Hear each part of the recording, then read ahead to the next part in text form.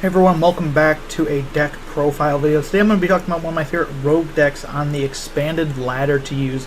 We have Stunfisk Zacian. Now I made this deck in the Evolving Skies format, the Black-White to Evolving Skies format. The reason I made it was because it had a very decent matchup against Dragonite, and about 90% of the ladder, once you got to the high ladder, was made up of Dragonite at that point. And just having a good matchup against Dragonite was good, because Dragonite was all of expanded, as it tends to be with double Dragon Energy and Dragon cards. And that's basically all the deck was, is that it helped against Dragonite. But it's quite a fun deck to play. It's one of my favorite things I've built. And it does have good matchups against other decks, even now, which is why I want to talk about it. It's getting some upgrades, too, with Lost Origin. Now, I do want to give credit to the original idea. This came from a Japanese tournament here, this list here. I tested this out. Mimikyu is awful. The fishing rods are awful. We do not have this card. This card ends your turn and draws 3 cards on an item, which is pretty good. This one searches your deck for an item and ends your turn. This one, you draw until you have 6 end your turn. Steven obviously ends your turn. Plumeria's... This goes full in on Energy Disruption, and it uses Mimikyu to like loop these supporters, and Wonderlab is kind of a neat little tech. One Gladion as well with the cool art. I don't think we got that one. Moving back to my list, I've tested a lot with this deck. When I did the original report on this deck in, January of last year into a Discord server I tested 175 games with the deck to a 55% win rate on the ladder, which is pretty good because I didn't factor in the auto losses. And since then I've gotten even better with the deck. I've realized that some matchups aren't as bad, and I've gotten rid of Sydney from the deck, which was a not good card. We put Team Skull Grunt in replacement, though, Sydney had its purpose at the time.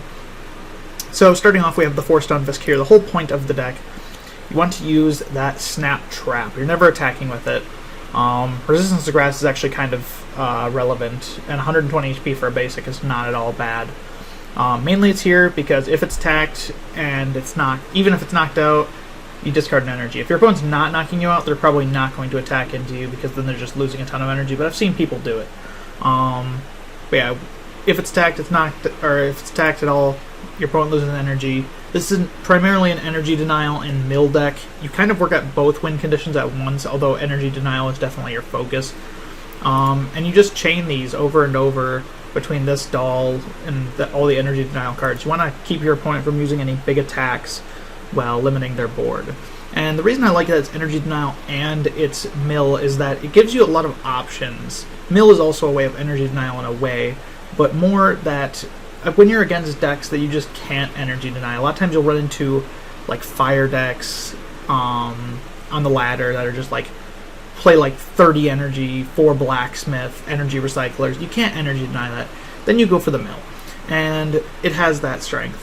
Now here we have Zacian V. This is just for the Intrepid Sword. You look at the top 3 cards of your deck, attach any number of metal, but it doesn't matter. You just want the 3 cards, you draw 3 cards, and your turn ends. Now, obviously, the Japanese list, I said before, it plays all these turn-ending cards here. But the problem with that is that you're really never using, like, these and then using Mimikyu's attack. So Mimikyu almost ended up completely useless in the... as you can't use these books, obviously, getting expanded, but, like, I tried to make this deck work. You were never using Mimikyu, and that was a problem because Mimikyu's 2 deck spaces.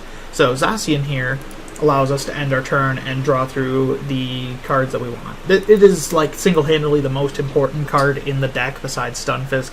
The reason you play 4 Stunfisk and not like 2 or 3 is because you want to start it and not Zacian, because you want Zacian on the bench the whole game.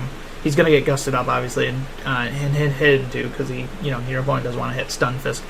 But you want Zacian the whole game. This is single-handedly like the best card in the deck, and it just allows you to draw your pieces. 1 copy of Bunnelby. This allows you to go aggro on mill, and it allows you to get your resources back. A lot of times when you put Bunnelby up, you're going to get back resources like Counter Catcher, Rescue Stretcher. Sometimes you want to get back extra Flare Grunts. Keep 1 in your discard pile versus Seeker, get the rest back.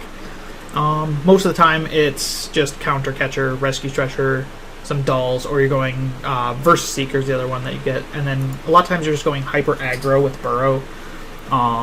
This Pokemon can attack twice because of its barrage, and then you get to use either Burrow, discard the top card of your opponent's deck, or Rotiller, shuffle one back in. You're literally just using this a lot of times to mill your opponent. A lot of times you will just come in with Bunnelby. You'll have like one prize. Your opponent will have one prize remaining. They'll have 2 cards left in the deck. You come in with Bunnelby, Burrow the last 2 cards of the deck. That's how a lot of games go with this deck.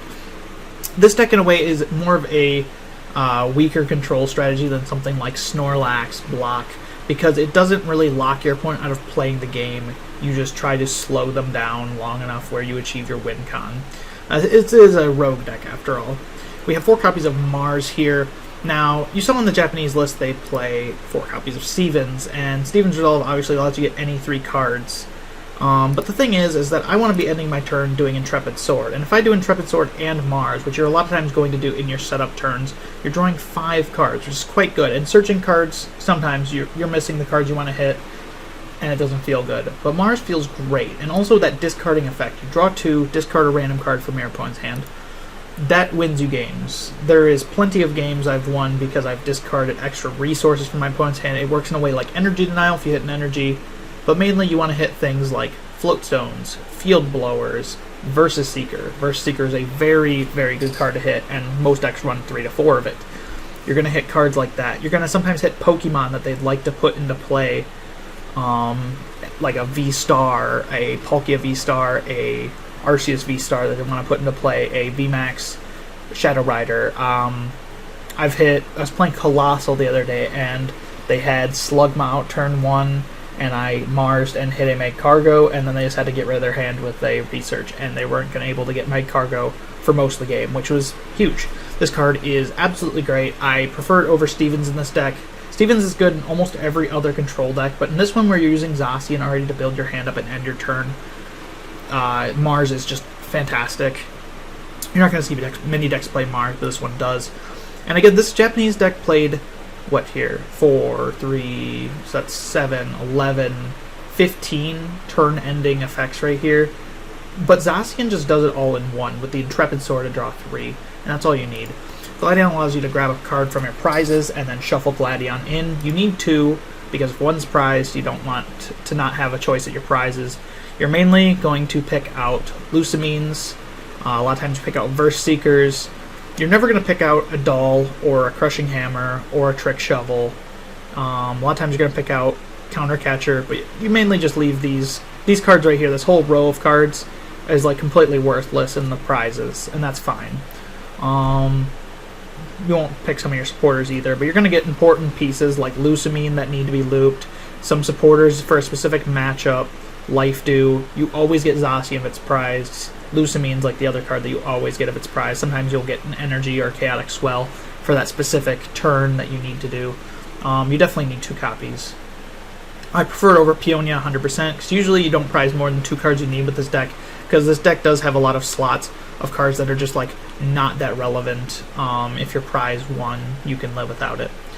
3 copies of Team Flare Grunt. Discard an energy from your opponent's active Pokemon. Use this because you're an Energy Denial deck. You could play 4, could play 2. I play 3. 3 has worked really well. You could, drop the Plumeria for a 4th Flare Grunt. Plumeria, speaking on that, discard 2 cards from your hand, then discard an energy from one of your opponent's Pokemon.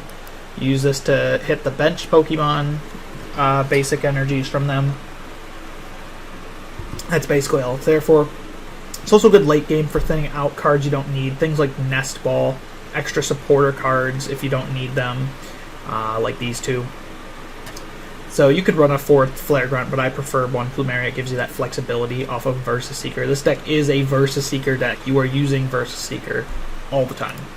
Team Skull Grunt, you draw your hand, discard 2 energy cards. This is honestly a flex spot. I just really like this. This allows you to have a better matchup against the otherwise unwinnable Calyrex, and it gives you a lot of really easy wins early on. This is, again, a ladder deck. I wouldn't play Team Skull Grunt if I was going to a tournament necessarily, but this does allow you to take a lot of easy wins just by shutting down your opponent's hand, just by like Crushing Hammer and energy off the active. Team Skull Grunt, check their hand, get rid of 2 energies there, and you have such a power play in the game. You are so far ahead if you do that. Oftentimes decks immediately fall behind, and it is a gamble playing it, but it's also just good late game. A lot of times I'll use it just to check my opponent's hand. In my original list I had a Sydney in here, and Sydney was not that great. but this is much better, and I love this full art card. So it's really up to you. You could also run a 4th Flare Grunt off of this, but I think Team Skull Grunt's a great card, so it's worth running. 1 copy of Tate Liza. You need a card that's going to reset your deck, because with Lusamine, you can never deck out. You just need to loop Lusamine over and over, and you will play effectively -1 cards every turn if you're not playing this card to get back. What you want to do with Tate Liza then is shuffle your hand into your deck, draw 5, and prevent yourself from ever decking out. But the reason we play over something like Marnie or Cynthia and the such is because it also has that switching effect you can choose, which you're a lot of times going to use to get Zacian out of the active or pivot Bunnelby into the active. The reason this deck doesn't play things like Giraffe Rig, for instance, is because the deck has a hard time pivoting, and Tate Liza helps greatly with that. 2 copies of Team Rocket's Handiwork, flip 2 coins for each head, discard the top card of your opponent's deck. Use this to mill. It's not a great card at all.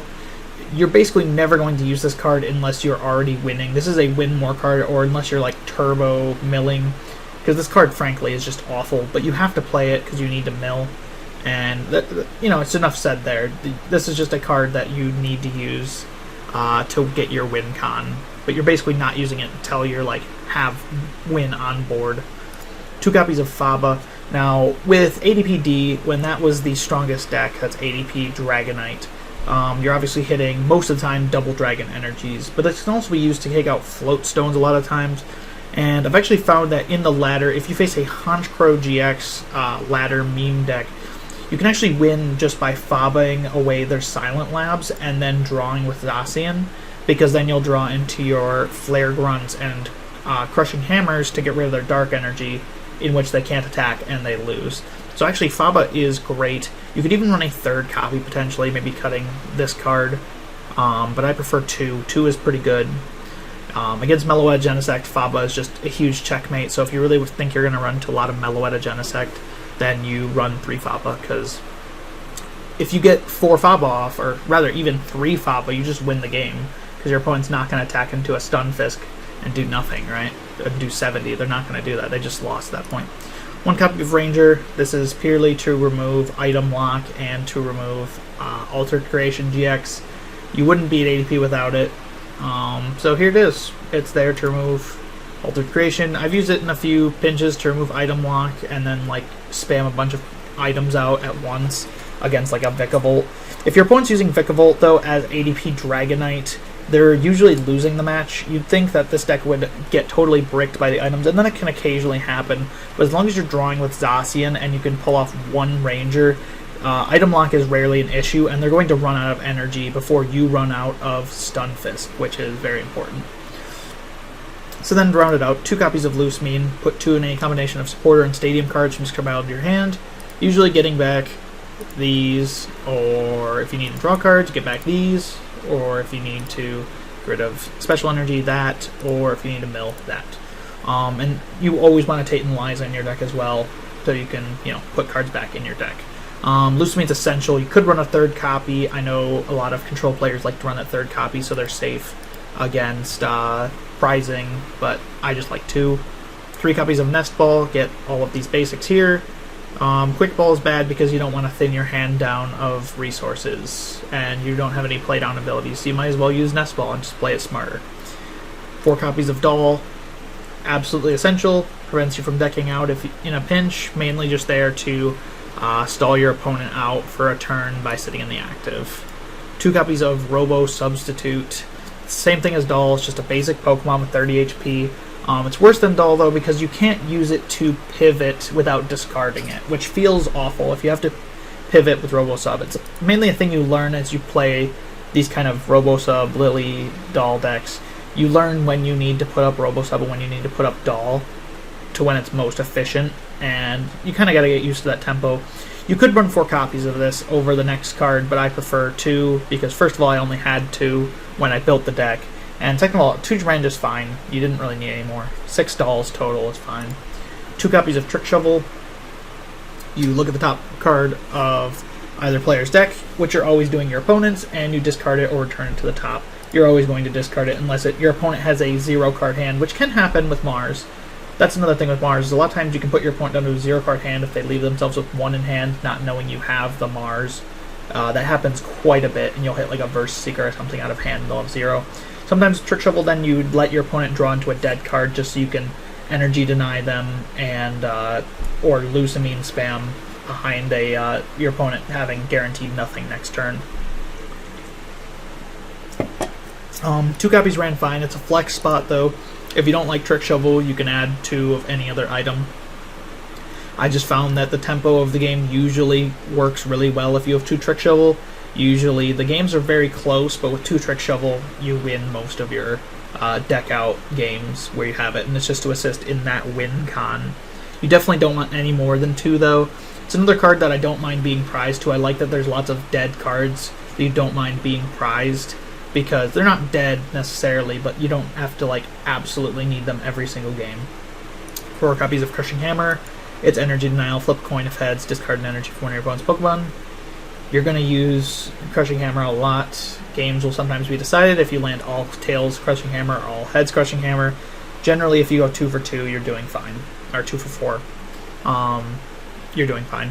1 copy of Battle Comp. Use this in the early game to thin out the supporters that you're going to want. Flare Grunt, Handiwork, Lusamine is usually the pick, or Mars. If you have a Verse Seeker in hand, you want to Mars and start drawing cards. You can also use it as an out with Rescue Stretcher, which puts a Pokemon from your hand, discard into your hand, or shuffle 3 into your deck.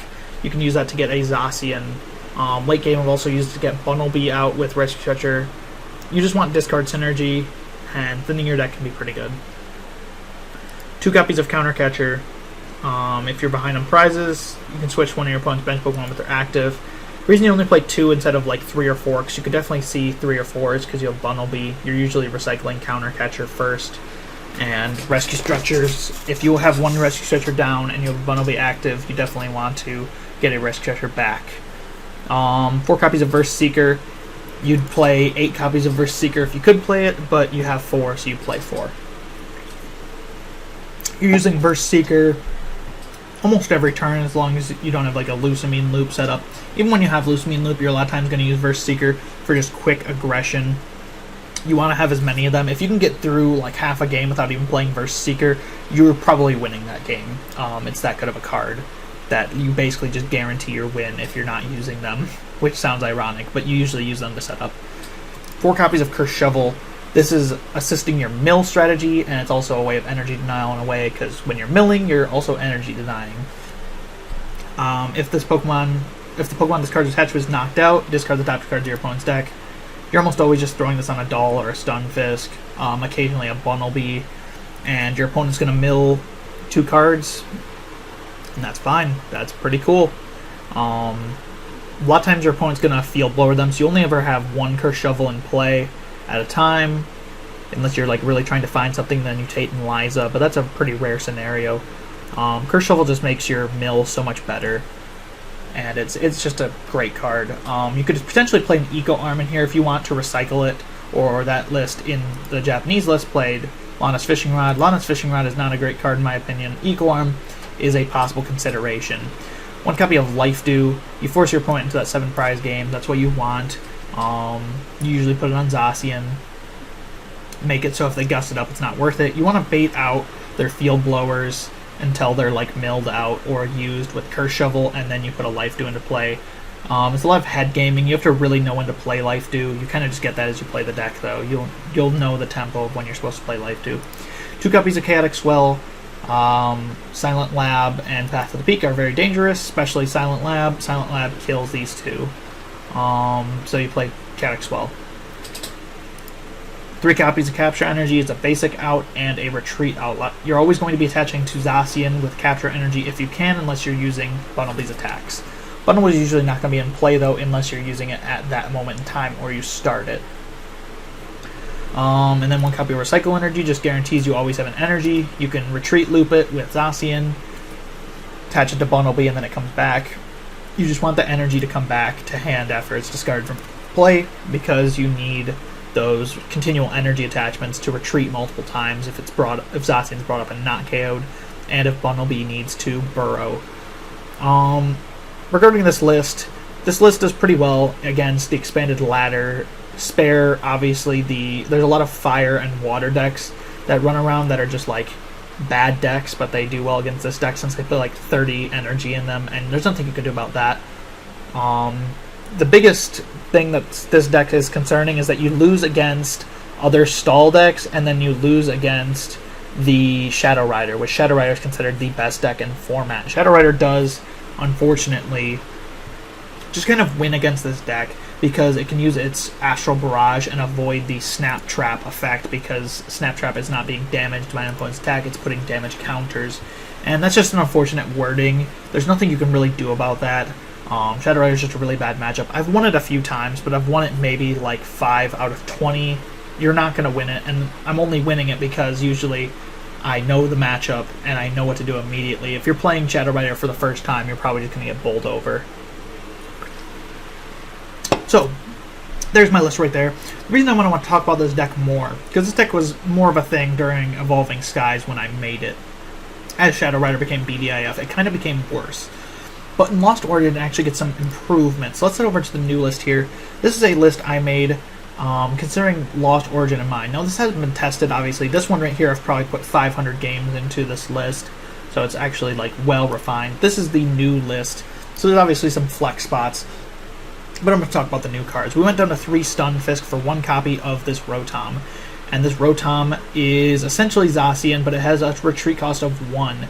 It still has that draw 3 effect. It just ends your turn, draws 3. There's no metal attaching with Zacian anyway, so you're going to play this because it has the retreat cost of 1, which is really good. And along with that, you play 1 copy of Girafarig. Remember when I said pivoting is this deck's biggest issue? With Rotom, you have a pretty effective pivot as long as you have previously attached a Recycle Energy. On the previous turn, you can pivot into either Bunnelby or Girafarig with this. And Girafarig is obviously going to be good because you can use like something like a Crushing Hammer or a Flare Grunt and then get rid of like a Special Energy and then get lost it instead of having to Faba. Or you can just get rid of supporter cards your opponent wants, energy potentially that they might recover if you know they have a special charge, things like that. With the supporter lineup, it's relatively the same, except for there's this, let me see, is there anything I'm missing? No. Supporter lineup's the same, besides this 1 copy, sorry for the blurry image, it's a Japanese scan, of Misfortune Sisters, and you play 2-1 with Team Rocket's Handiwork, because you do still always need Team Rocket's Handiwork, roughly, to mill out your opponent. But what this does is it's very similar to a Lowland Muck, if you remember that card. You look at the top 5 cards of your opponent's deck, grab all the items you find there, grab as many as you like, rather, and discard them. And the reason this is so good in comparison to Team Rocket's Handiwork is because a lot of the cards you want to mill with this deck, besides energy, are items. You want to mill Field Blowers and Float Stones and versus Seekers and I mean, basically just item cards is how your opponent sets up an expanded. You're typically going to hit about 2 on average because a deck is about 40% item cards in expanded, if not a little bit more. Sometimes 3. Sometimes you're going to get really bad and just hit nothing. I've hit it with Muck all the time in my Alolan Muck decks. Sometimes you're going to get really lucky and hit 5, and if you hit 5, you're just having a heyday. But as long as you're getting a couple items, you're generally averaging more than Team Rocket's Handiwork, because Team Rocket's Handiwork, it has a 99% chance you're going to get double tails. This card is awful, and I hate it.